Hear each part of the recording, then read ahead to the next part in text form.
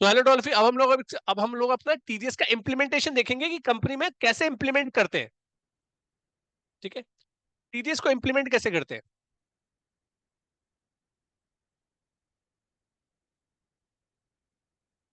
पहले तो मेरे को ये बताओ कि टीडीएस किस चीज पे करता है। अगर कोई पूछने लगा क्वेश्चन, पहला क्वेश्चन, टीडीएस किस चीज पे करता है।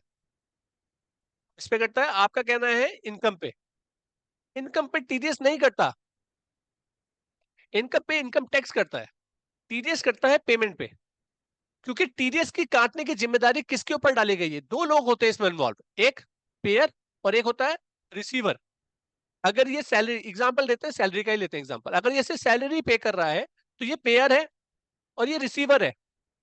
टैक्स की लायबिलिटी गवर्नमेंट ने किसको बोला है टीडीएस काटने की। इसके ऊपर बोलिए, इसके ऊपर बोलिए, इसको बोलिए।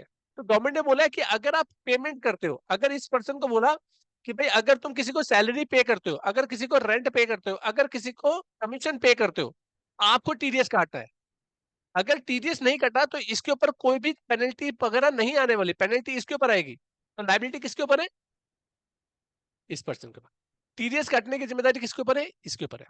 कोई दिक्कत तो नहीं। तो हमेशा बोलना है पेमेंट पे टीडीएस करता है, तभी तो वहां पे लिखा होता है नेचर ऑफ पेमेंट। इसके बाद तो नेक्स्ट क्वेश्चन आता है कि टीडीएस काटने के लिए आपके पास कोई रजिस्ट्रेशन होना चाहिए। यस, अगर आप टीडीएस काट रहे हो, मान लीजिए आपके पास लाइबिलिटी है टीडीएस काटने की, को रजिस्ट्रेशन करवाना पड़ेगा और एक नंबर आपको अलॉट किया जाएगा जिसे बोलेंगे 10 नंबर। 10 नंबर बोला जाएगा जो कि 10 डिजिट्स का होता है। 10 डिजिट्स का होता है। Alpha numeric 1 2 3 4 5 6 7 8 9 10। Alphabet alphabet alphabet alphabet. Numeric numeric numeric numeric numeric और अल्फाबेट। तो 4 5 1 के रेशियो में इसका रेशियो होता है। 4 अल्फाबेट, 5 न्यूमेरिक और एक 1 अल्फाबेट। ये हमारा बात हो गया। इसके बाद तीसरी पॉइंट क्या आता है इसमें। तीसरा पॉइंट ये आता है कि टीडीएस जो हम काटेंगे, टीडीएस काटने के बाद होता क्या है, इसको काट करके डिपॉजिट किया जाता है। तो जब डिपॉजिट करना होगा तो वो डिपॉजिट करने की लास्ट डेट क्या होती है। तो ये याद रखना, जैसे अप्रैल का टीडीएस है, अगर आपने अप्रैल में किसी का टीडीएस काटा तो उसकी टीडीएस काटने की, जमा करने की, गवर्नमेंट को जमा करने की लाइबिलिटी जो आपके पास होगी वो नेक्स्ट मंथ की 7 तारीख से पहले पहले होगी, 7। तो ये याद रखना, जिस महीने का टीडीएस होगा उसके नेक्स्ट मंथ की 7 तारीख लास्ट डेट है। 7th of next month is the last date of depositing the TDS. जमा कैसे करना है, एक फॉर्म होता है जिसके थ्रू वो जमा होगा, जिसको बोला जाता है आईटीएनएस। आईटीएनएस 281 चालान। ये सारे इंटरव्यू के क्वेश्चन है जो आपसे पूछे जा सकते हैं। आईटीएनएस 281 चालान, इसके थ्रू आप जमा करोगे। जमा आपने कर दिया, करने के बाद इसकी ऐसा नहीं है कि एम्प्लॉयर की ड्यूटी सिर्फ इतनी ही है, इसकी रिटर्न भी फाइल करी जाती है। इसकी रिटर्न भी फाइल करी जाती है, क्योंकि देखो गवर्नमेंट को आपने 1 लाख रुपए टीडीएस जमा करा और आपने बोला गवर्नमेंट को सर मैंने ये 94(2) में जमा करा, मतलब सैलरी का टीडीएस जमा करा। अब ये जो 1 लाख रुपए जमा करे गए हैं, ये आपने किसमें, किसके थ्रू जमा कर दिए होंगे, एक फॉर्म के थ्रू जो कि है आईटीएनएस 281 चालान, राइट। उसी के थ्रू जमा कर दिया होगा। लेकिन गवर्नमेंट ये पूछेगी जो ये 1 लाख रुपए जमा कराए ये है कौन, ये पर्सन कौन कौन से ए बी सी लोग कौन है, जिनका जिनके नाम पर हम डालें, जिनके पैन नंबर में हम ये इनको बेनिफिट देंगे जब अपने इनकम टैक्स रिटर्न फाइल करेंगे, राइट। तो गवर्नमेंट ये कहती है कि इनकी रिटर्न फाइल करो। रिटर्न फाइल करने का मतलब डिटेल भेजो, वो जो 1 लाख रुपए आपने भेजे थे सैलरी के अगेंस्ट, 5,000 भेजे थे कमीशन के अगेंस्ट, तो वो इन पैन नंबर के अगेंस्ट आपने जमा करे, राइट। तो वो रिटर्न फाइल करनी पड़ती है हमें। रिटर्न फाइल करती होती है क्वार्टरली, मतलब अप्रैल मई जून की, जुलाई की 31 तारीख से पहले पहले। जुलाई से अगस्त, जुलाई अगस्त सितंबर की, अगस्त की 31 लास्ट डेट है। ऐसी थर्ड क्वार्टर की, ऐसी फोर्थ क्वार्टर के लास्ट, राइट। कैसे जमा होगा, इसका एक फॉर्म होता है। वो फॉर्म कौन सा होता है, वो फॉर्म होता है सैलरी वालों की डिटेल जो भरी जाएगी, सैलरी वालों की। सैलरी वालों, क्योंकि देखो सैलरी की डिटेल जब हम 1 लाख की लोगों को टैक्स काटा होगा तो वो हो सकता है 10 लोगों, 20 लोगों, 50 लोगों, 100 लोगों, 200 लोगों। तो उनके लिए एक अलग फॉर्म दिया गया है, क्योंकि नंबर ऑफ पीपल बहुत सारे हो सकते हैं। तो उसके लिए दिया गया फॉर्म 24Q। और बाकी जितने भी सेक्शन बचे उन सभी सेक्शनों के लिए एक फॉर्म होता है, अदर के लिए, फॉर्म 26Q। इस फॉर्म में डिटेल भर करके हमें गवर्नमेंट को पहुंचानी होती है, वो रिटर्न फाइल हो जाती है।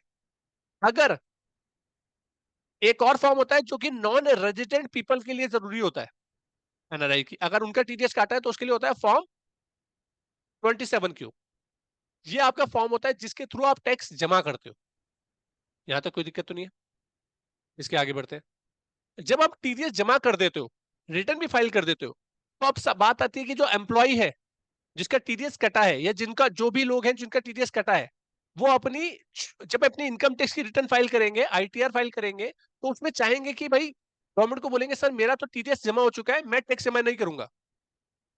तो गवर्नमेंट उनसे एक क्वेश्चन करती है कि यार एक चीज बताओ, तुम हमसे बेनिफिट ले रहे हो, ले लो, लेकिन तुम इस बात के लिए श्योर हो कि जिसने आपका टीडीएस काटा था उसने जमा करा भी कि नहीं करा, और उसने कितना टीडीएस जमा करा, कैसे पता आपको कितना टीडीएस जमा करा? तो गवर्नमेंट कहती है कि आप उससे कंफर्म हो लो। तो हमने पूछा कैसे, तो उन्होंने कहा देखो अगर उन्होंने टीडीएस हमें पहुंचाया होगा तो उसको हमने एक सर्टिफिकेट दिया होगा, जो कि होता है टीडीएस सर्टिफिकेट। क्या होता है? टीडीएस सर्टिफिकेट, जिसमें सारी डिस्क्रिप्शन होगी, जिसमें सारी डिस्क्रिप्शन होगी कि आखिर आपका टीडीएस कितना काटा, कितना काटा, कब जमा करा उसने, कितनी इनकम में काटा। तो उसको बोलते हैं, सैलरी वाले जो मांगेंगे अपने एम्प्लॉयर से अपना फॉर्म, उसको बोलेंगे फॉर्म 16। और अदर देन सैलरी वाले जो मांगेंगे अपने, जिन्होंने टीडीएस डिडक्ट करा है उनसे, फॉर्म 16A। तो ये फ्लो में फॉर्म्स के बारे में आपको इन्फॉर्मेशन होनी जरूरी है, क्योंकि अगर आप किसी कंपनी के अकाउंट्स मेंटेन कर रहे हैं तो ये सारी चीजें आपको पता होनी चाहिए कि कौन सी लास्ट डेट होती है, कौन से फॉर्म्स होते हैं, कौन सी चीजें होती है जो आपको पता होनी चाहिए। राइट? डीडीएस जमा हो गया, सब कुछ जमा हो गया, लेकिन एक बात और भी पूछी जाएगी। एम्प्लॉयर ये जानना जरूर चाहेंगे कि सर अगर हमसे ये चूक हो गई, हमने नहीं जमा करा, तो क्या होगा हमारे साथ? पहली चूक डिपॉजिट की, कि सर अगर हमसे डिपॉजिट करने में डिले हो गई, मतलब डिले हो गई या नहीं करा हमने, तो गवर्नमेंट ने बोला देखो वजह बहुत इंपॉर्टेंट है, आप हमें क्या वजह बताते हो। तो पहली वजह बोली गई कि गवर्नमेंट गवर्नमेंट को बोला सर मुझे पता ही नहीं था। ठीक है ना, इग्नोर मतलब मेरे को पता ही नहीं था, इंफॉर्मेशन ही नहीं थी सर, हमारे को पता ही नहीं था कि हाँ, इस चीज पे टीडीएस कटता है, तो कैसे काटता। तो जब आपने टीडीएस काटा ही नहीं, तो जमा कैसे करते? समझ में आया? आपने किसी का टीडीएस नहीं काटा क्योंकि नहीं पता था कि रेंट पे टीडीएस कटता है। तो गवर्नमेंट के लिए इग्नोरेंस की तो कोई जगह है ही नहीं हमारे यहाँ। आप ये मत बोलो कि नहीं पता था, बिजनेस स्टार्ट नहीं करना चाहिए था, नहीं तो आपको फिर आपको कंसल्ट करना चाहिए था। इसकी जगह नहीं है। पेनल्टी तो लगेगी, वो पेनल्टी क्या लगेगी देखो, पेनल्टी ये लगेगी आपके ऊपर, डिपॉजिट करने की पेनल्टी क्या है देखो।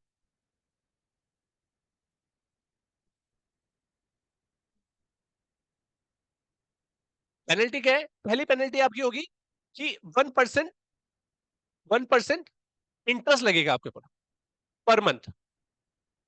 एक महीने डिले हुआ तो एक महीने का, 2 महीने डिले हुआ तो 2 महीने का। जैसे कि अप्रैल का टैक्स था, तो उसकी लास्ट डेट क्या होगी? 7 मई से पहले पहले। मान लीजिए 8 मई को उसने जमा करा, तो कितने महीने का इंटरेस्ट लगेगा? 2 महीने का लग जाएगा, क्योंकि था तो अप्रैल का ना, अप्रैल का भी लग जाएगा, पूरे महीने मई का भी लगेगा। मान लीजिए करता है 1 जून में, तो कितने महीने का लगेगा? 3 महीने हो जाएंगे। एक दिन भी हो गया ना उस महीने का, तो उस पूरे महीने का इंटरेस्ट लगेगा, मतलब 3% लग जाएगा। ध्यान रखना, ठीक है? इस चीज का ध्यान रखना। तो इंटरेस्ट पेनल्टी आ गई। दूसरा एक और चीज का नुकसान होगा उस बंदे का, कि वो खर्चा जो होगा ना, वो एक्सपेंसिस, वो डिसअलाउ हो जाएगा। खर्चा क्या हो जाएगा? ये डिसअलाउ का मतलब क्या होता है? डिसअलाउ को समझो जैसे कि ये प्रॉफिट एंड लॉस हमने बनाया, प्रॉफिट एंड लॉस बनाते हैं हम लोग, इसमें हम लोगों ने जीपी लिखा कि 1 लाख रुपए का जीपी हमारा आया। जीपी में से हम खर्चे माइनस करते हैं, जैसे कि मान लीजिए सैलरी का खर्चा माइनस करा 40,000, एडवर्टीजमेंट का खर्चा माइनस करा 30,000, और अदर एक्सपेंसिस माइनस करें 20,000। कितना हुआ? 40 और 40, 80, 90। तो नेट प्रॉफिट कितना आया हमारा? 10,000। ये इस 10,000 पे तो टैक्स देंगे हम, भाई 10,000 पे तो गवर्नमेंट कंपनी टैक्स देगी। मान लीजिए ये एडवर्टीजमेंट में टीडीएस काटना चाहिए था, क्योंकि ये कॉन्ट्रैक्ट के सेक्शन में अपने आप आता है, हमने बिना टीडीएस काटे किसी को पेमेंट कर दी, तो गवर्नमेंट कह रही है कि इसको अपने खर्चे से हटा लो, हम अपने आपको इसका बेनिफिट नहीं लेने देंगे। और जैसे ही खर्चे को हटाओगे तो आपका प्रॉफिट कितने से बढ़ जाएगा? आपको इनकम टैक्स कितने पे देना पड़ेगा? अननेसेसरी, आपने तो खर्चा किया था और उसका बेनिफिट भी आपको नहीं मिला, तो वो खर्चा डिसअलाउ कर देगी कंपनी, बिना टीडीएस काटे आपने जमा कर दिया तो कितनी बड़ी पेनल्टी है, तो सामने वाला टीडीएस काटेगा काटेगा, राइट। इसके बाद डिपॉजिट हो गया, इसके बाद नेक्स्ट चीज क्या है, अगर आपने डिपॉजिट कर दिया, क्या डिपॉजिट हो गया, लेकिन टीडीएस डिपॉजिट तो कर दिया लेकिन जमा नहीं करा, तो बड़ी चोरी है, चोरी बड़ी बड़ी बड़ी होगी ना ये, तो ये कितना परसेंट हो जाएगा, 1.5% इंटरेस्ट, और पेनल्टी तो वही है, एक्सपेंसिस डिसअलाउ।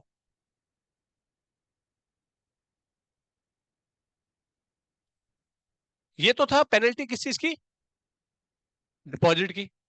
अगर रिटर्न टाइम से फाइल नहीं करी, क्या नहीं करी फाइल, भाई रिटर्न की भी तो बताओ आप, कि रिटर्न टाइम पे फाइल नहीं हुई तो क्या होगा, 200 रुपए पर डे की पेनल्टी है, जितने दिन डिले करोगे उतने दिन की पेनल्टी लग जाएगी, 2 दिन डिले करे 200 400 रुपए।